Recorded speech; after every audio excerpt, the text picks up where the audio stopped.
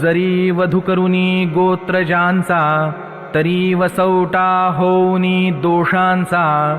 मज जोडिलासी तू हातींचा, दूरी होसे. कुळहरणी पातके, तिये आंगी जडती अशेखे.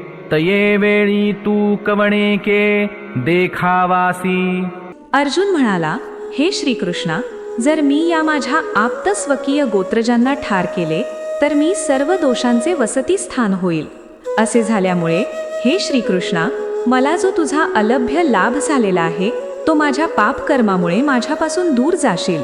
कारण जो आपल्या स्वकुळाचा, स्वबांधवांचा व आपल्याच गोत्रजांचा नाश करतो त्याला सर्व प्रकारची पापे लागतात.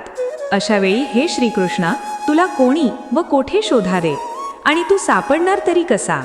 जय जय रामकृष्ण हरी.